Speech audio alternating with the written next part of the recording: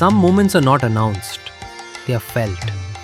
Moments when history pauses and consciousness takes the lead.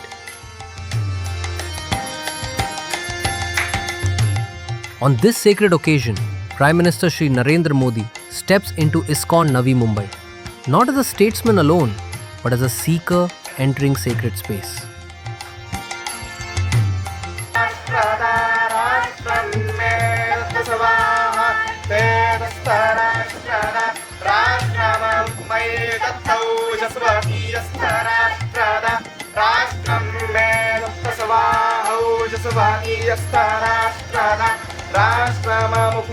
Before celebration, before ceremony, before the gaze of the nation, he bows first to the source.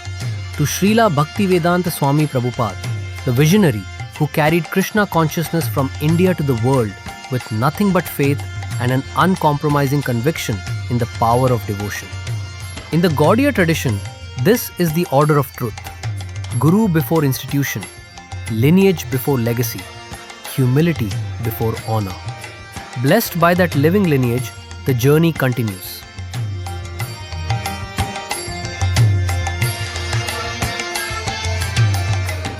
From quiet reverence to collective awakening, from the intimacy of prayer to the vastness of purpose. As he approaches the temple, another threshold appears, not of steps, but of intention, a crossing between duty and devotion, between responsibility and surrender.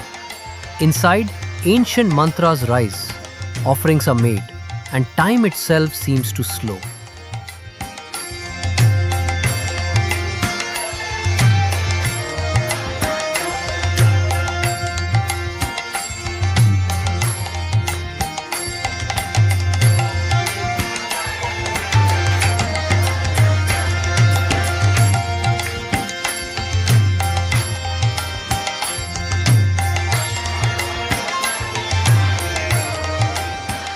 And then comes the moment countless hearts have waited for, Darshan. Shri Shri Radha Madan Mohan, the eternal beloveds, revealing their presence, not as symbols, but as living grace. In that sacred stillness, titles dissolve, positions fall away. There is no Prime Minister, only a devotee standing before the divine. Blessings flow from the deities, from the lineage, from a tradition that is not remembered but lived.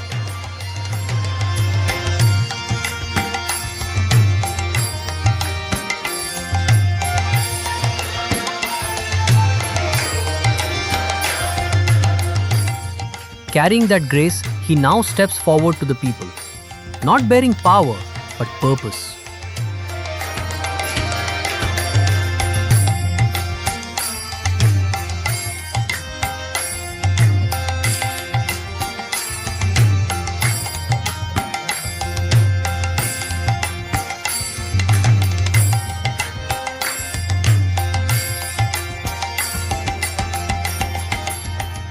Speaking of faith, of culture, of spirituality as the soul of India. In this moment, the temple becomes more than a place. It becomes a promise. A promise that progress need not abandon prayer, that leadership can bow, that devotion can guide a nation.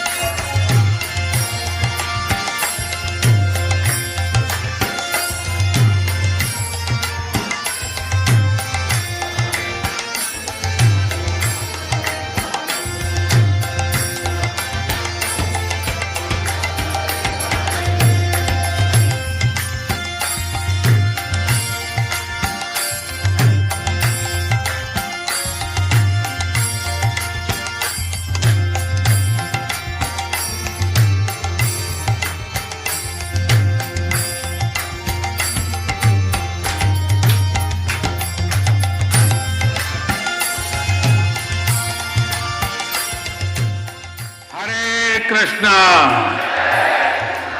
हरे कृष्णा। महाराष्ट्र के governor CP Radhakrishnan जी,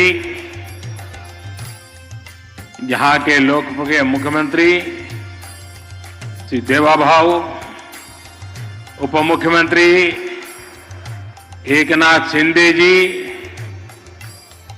श्रद्धेय गुरुप्रसाद स्वामी जी, हेमा मालिनी जी, सभी सम्मानित अतिथि, भक्तगण, भाई और बहनों, आज ज्ञान और भक्ति की इस महान धरती पर इस्कॉन के प्रयासों से श्री श्री राधा मदन मोहन जी मंदिर का उद्घाटन हो रहा है।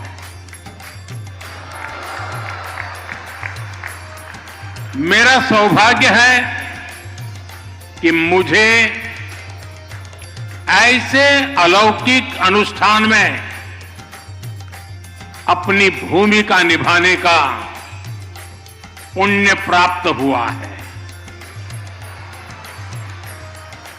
ये इस्कॉन के संतों का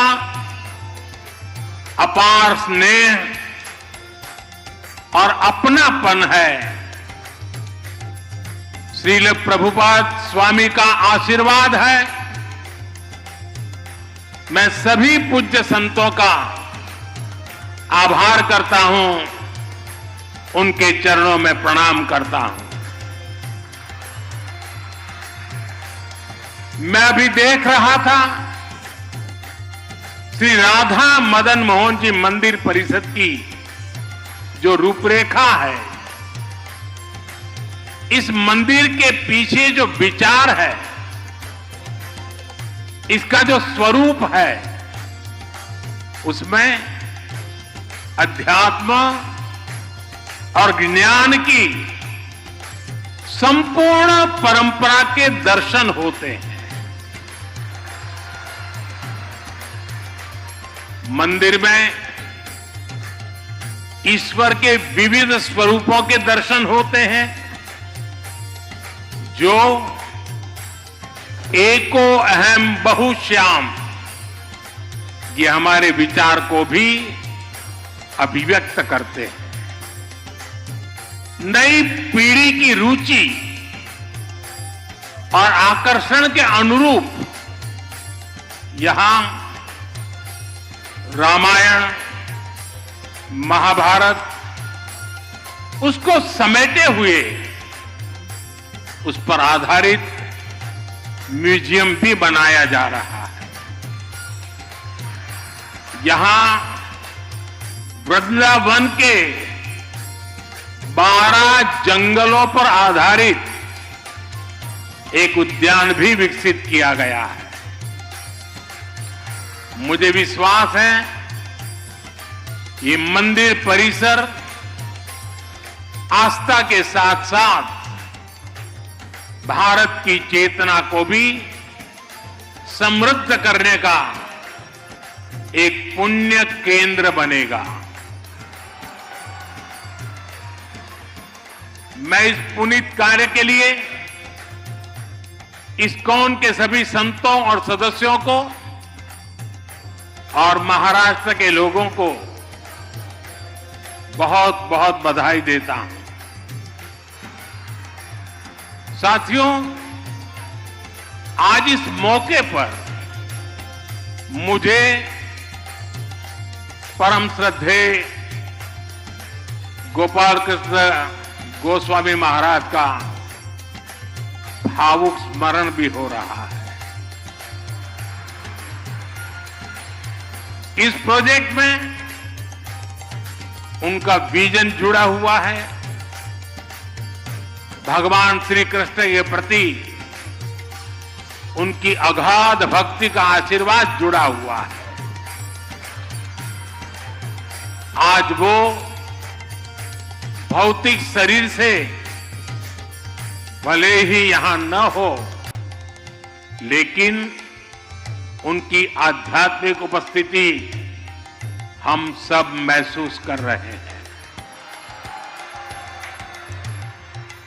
मेरे जीवन में तो उनके स्नेह का, उनकी स्मृतियां का एक अलग ही स्थान है। उन्होंने जब विश्व की सबसे बड़ी गीता का लोकार्पण करवाया तो उसके लिए मुझे आमंत्रित किया और मुझे भी वो पुण्य प्रसाद मिला। श्रील प्रभुपाद जी की 125वीं जन्म जयंती के अवसर पर भी मुझे उनका सानिध्य प्राप्त हुआ था। मुझे संतोष है कि आज मैं उनके एक और सपने को पूरा होते देख रहा हूं, उसका साक्षी बन रहा हूं। साथियों, दुनिया भर में फैले इस्कॉन के अनुयायी भगवान श्री कृष्ण की भक्ति के डोर से बंधे हैं। उन सबको एक दूसरे से कनेक्ट रखने वाला एक और सूत्र है जो 24 घंटे हर भक्त को दिशा दिखाता रहता है। ये श्रील प्रभुपाद स्वामी के विचारों का सूत्र। उन्होंने उस समय वेद, वेदांत और गीता के महत्व को आगे बढ़ाया जब देश गुलामी की बेड़ियों में जकड़ा था। उन्होंने भक्ति वेदांत को जन सामान्य की चेतना से जोड़ने का अनुष्ठान किया। 70 वर्ष की आयु में जब लोग अपने कर्तव्यों को पूरा मान चुके होते हैं, उस समय उन्होंने इस्कॉन जैसा मिशन शुरू किया। इसके बाद उन्होंने लगातार दुनिया भर का भ्रमण किया, श्री कृष्ण के संदेश को दुनिया के कोने कोने में ले गए। आज दुनिया के हर कोने में करोड़ों लोगों को उनकी तपस्या का प्रसाद मिल रहा है। श्रील प्रभुपाद स्वामी की सक्रियता, उनके प्रयास आज भी हमें प्रेरित करते हैं। साथियों, हमारा भारत एक असाधारण और अद्भुत भूमि है। भारत केवल भौगोलिक सीमाओं में बंधा भूमि का एक टुकड़ा मात्र नहीं है। भारत एक जीवंत धरती है, एक जीवन संस्कृति है, जीवन परंपरा है और इस संस्कृति की चेतना है यहां का अध्यात्म। इसलिए यदि भारत को समझना है तो हमें पहले आध्यात्म को आत्मसात करना होता है। जो लोग दुनिया को केवल भौतिक दृष्टि से देखते हैं, उन्हें भारत भी अलग अलग भाषा और प्रांतों का समूह नजर आता है। लेकिन जब आप इस सांस्कृतिक चेतना से अपनी आत्मा को जोड़ते हैं, तब आपको भारत के विराट रूप के दर्शन होते हैं। तब आप देख पाते हैं सुदूर पूरब में बंगाल की धरती पर चैतन्य महाप्रभु जैसे संत अवतरित होते हैं। पश्चिम में महाराष्ट्र में संत नामदेव, तुकाराम और ज्ञानदेव जैसे संतों का अवतरण होता है। चैतन्य महाप्रभु ने महावाक्य मंत्र जन जन तक पहुंचाया। महाराष्ट्र के संतों ने राम कृष्ण हरि के मंत्र से आध्यात्मिक अमृत बांटा। संत ज्ञानेश्वर ने ज्ञानेश्वरी गीता के जरिए भगवान कृष्ण के गुण ज्ञान को जनसुलभ बनाया। इसी तरह श्रील प्रभुपाद जी ने इस्कॉन के माध्यम से गीता को लोकप्रिय बनाया। गीता की टीकाएं प्रकाशित कर उसकी भावना से लोगों को जोड़ा। अलग अलग स्थानों पर जन्मे ये सभी संत अपने अपने तरीके से कृष्ण भक्ति की धारा को गति देते रहे हैं। इन संतों के जन्म काल में वर्षों का अंतर है। अलग अलग भाषा, अलग अलग पद्धति है, लेकिन बोध एक है, विचार एक है, चेतना एक है। सभी ने भक्ति के प्रकाश से समाज में नए प्राण फूके, उसे नई दिशा दी, अविरत ऊर्जा दी। साथियों, आप सभी परिचित हैं, हमारी आध्यात्मिक संस्कृति की नींव का प्रमुख आधार सेवा भाव है। आध्यात्मिकता में जनार्दन सेवा और जन सेवा एक हो जाते हैं। हमारी आध्यात्मिक संस्कृति साधकों को समाज से जोड़ती है, उनमें करुणा की भावना पैदा करती है। ये भक्ति भाव उन्हें सेवा भाव की ओर ले जाता है। दातव्यमिति यद्दानम दीयते अनुपकारिणे देशे काले च पात्रे च तद्दानम सात्विकम स्मृतम। श्री कृष्ण ने हमें इस शोक में सच्ची सेवा का मतलब बताया है। उन्होंने बृहद सुंदर तरीके से समझाया है कि सच्ची सेवा वही है जिसमें आपका कोई स्वार्थ ना हो। हमारे सभी धार्मिक ग्रंथों और शास्त्रों के मूल में भी सेवा भावना है। इस्कॉन जैसी इतनी विराट संस्था भी इसी सेवा भावना से काम करती है।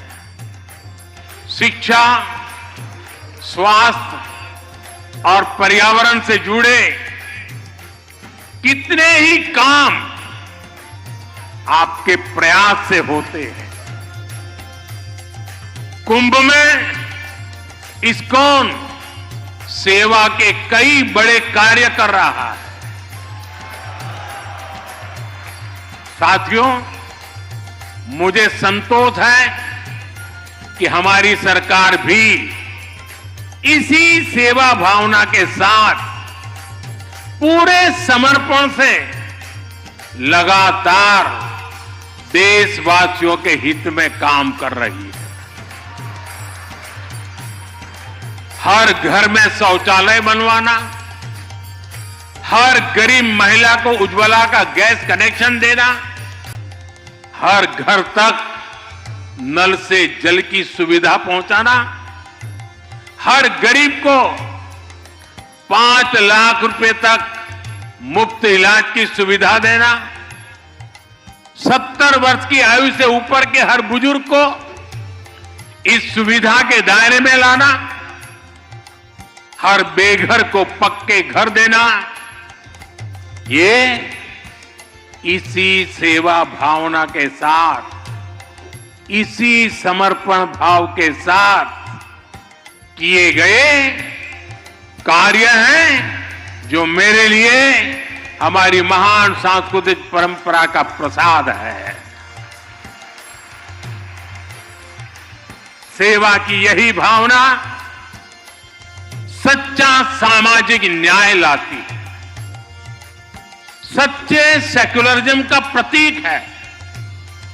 साथियों, हमारी सरकार कृष्णा सर्किट के माध्यम से देश के अलग अलग तीर्थों, धार्मिक स्थानों को जोड़ रही है। इस सर्किट का विस्तार गुजरात, राजस्थान, हरियाणा, उत्तर प्रदेश और उड़ीसा तक है। स्वदेश दर्शन और प्रसाद योजना के द्वारा इन स्थानों को विकसित किया जा रहा है। इन मंदिरों में भगवान श्री कृष्ण के अलग अलग रूपों के दर्शन होते हैं। कहीं वो बाल रूप में दिखते हैं तो कहीं उनके साथ राधा रानी की भी पूजा होती है। किसी मंदिर में उनका कर्मयोगी स्वरूप दिखाई देता है तो कहीं राजा के रूप में उनकी पूजा की जाती है। हमारा प्रयास है कि भगवान श्री कृष्ण के जीवन से जुड़े अलग अलग स्थलों तक पहुंचना और मंदिरों के दर्शन करना आसान हो। इसके लिए विशेष ट्रेनें भी चलाई जा रही है। इस्कॉन भी कृष्ण सर्किट से जुड़े आस्था के इन केंद्रों पर श्रद्धालुओं को लाने में जरूर सहयोग कर सकता है। मेरा आपसे आग्रह है कि आप अपने सेंटर से जुड़ने वाले सभी भक्तों को भारत में कम से कम 5 ऐसे स्थानों पर जरूर भेजें। साथियों, पिछले 1 दशक में देश में विकास और विरासत को एक साथ गति मिली है। विरासत से विकास के इस मिशन को इस्कॉन जैसी संस्थाओं का महत्वपूर्ण सहयोग मिल रहा है। हमारे मंदिर या धार्मिक स्थल तो सदियों से सामाजिक चेतना के केंद्र रहे हैं। हमारे गुरुकुलों का शिक्षा और कौशल विकास को बढ़ावा देने में अहम योगदान रहा है। इस्कॉन भी अपने कार्यक्रमों के जरिए युवाओं को प्रेरित करता है कि वो अध्यात्म को अपने जीवन का हिस्सा बनाए और अपनी परंपरा पर चलते हुए इस्कॉन के युवा साधक कैसे आधुनिक टेक्नोलॉजी को आत्मसात करते हैं, ये देखना और अद्भुत होता है। और आपका इंफॉर्मेशन नेटवर्क तो दूसरों के लिए सीखने योग्य है। मुझे विश्वास है इस्कॉन के सानिध्य में युवा सेवा और समर्पण की भावना से राष्ट्र हित में काम करेंगे। इस परिसर में भक्ति वेदांत आयुर्वेदिक हीलिंग सेंटर की सुविधा भी लोगों को मिलेगी। और मेरा तो मत है, दुनिया के लिए मैंने हमेशा संदेश दिया है, हील इन इंडिया।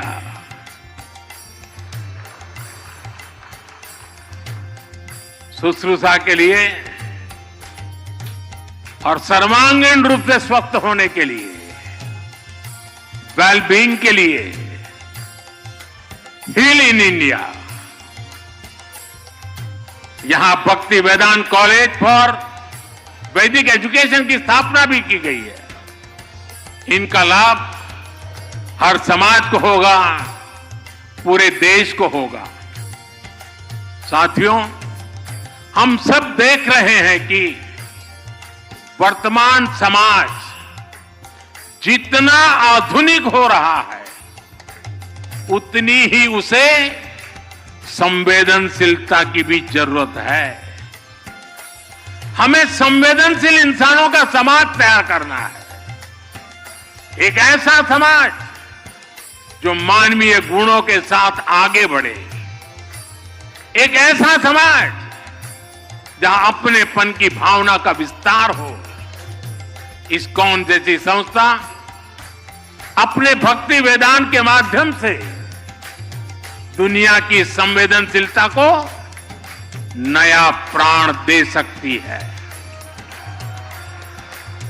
आपकी संस्था अपनी क्षमताओं का उपयोग कर पूरी दुनिया में मानवीय मूल्यों का विस्तार कर सकती है। मुझे विश्वास है कि प्रभुपाद स्वामी के आदर्शों को जीवंत बनाए रखने के लिए इस्कॉन के महानुभाव इसी तरह हमेशा तत्पर रहेंगे। मैं एक बार फिर राधा मदन मोहन मंदिर जी के लिए पूरे इस्कॉन परिवार को, सभी देशवासियों को बहुत बहुत बधाई देता हूं। आप सबका बहुत बहुत धन्यवाद। हरे कृष्णा, हरे कृष्णा, हरे Krishna. This is ISKCON Navi Mumbai. This is the grace of Shri Shri Radha Madan Mohan, where devotion met national consciousness and history found its still point.